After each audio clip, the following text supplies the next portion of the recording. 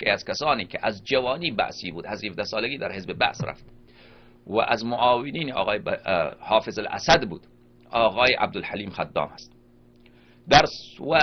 و از اول حکومت بعث در سوریه از ارکان ارشد حکومت بعثی بود. در سال 1984 یعنی 30 سال پیش، 31 سال پیش معاون حافظ اسد شد و تا سال 2000 که حافظ اسد از دنیا رفت معاون حافظ الاسد بود، معاون شخص دوم کشور بود. حافظ اسد که از دنیا رفت به طور موقت رئیس جمهور سوریه کی شد؟ عبدالحلیم خدام شد. عبدالحلیم خدام بعد از یک هفته رئیس جمهور بود، رئیس جمهور موقت. بعد بشار اسد رئیس جمهور شد، بعد معاون بشار اسد بود تا سال 2005 که استعفا داد.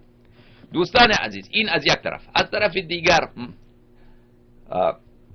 مجله الشرق الاوسط، روزنامه شرق اوسط، از روزنامه‌های معتبر جهان عربه، روزنامه الوطن کویت از روزنامه‌های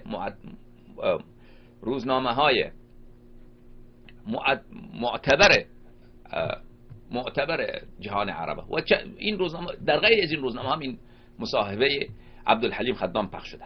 عبدالحلیم خدام مدتی هست که با بشار اسد جدا شده و در فرانسه زندگی میکند و عبدالحلیم خدام سوریه را خوب میشناسد و ایران را خوب میشناسد، چون معاون بود، معاون بشار اسد بود و قبل از او معاون حافظ الاسد بود سالهای خیلی زیاد، سالهای طولانی، و اون در کادر اول رهبری حزب بعث سوریه حضور داشت.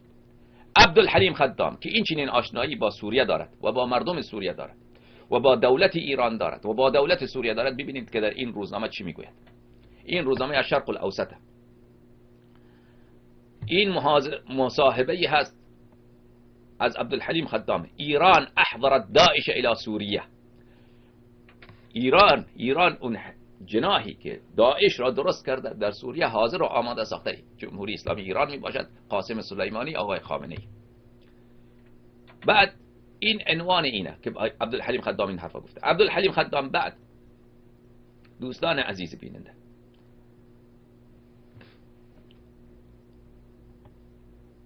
بما ان الحديث عن داعش والنصرة من جاء بداعش الى سوریه، کسی که مصاحبه میکند میپرسد از عبدالحلیم خدام که کلام از داعش هست و سوریه هست، کی آورد داعش را در سوریه؟ داعش از کجا آمد؟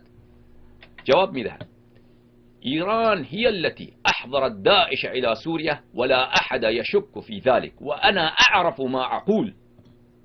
ایران هي التي احضرت داعش الى سوریه ولا احد يشك في ذلك وانا اعرف ما اقول.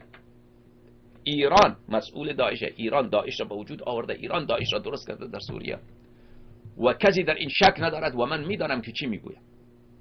ببینید دوستان عزیز، ببینید این تنها حرف ایشان نیست، حرف خیلی از محللین همینه، تحلیلگران سیاسی همینه.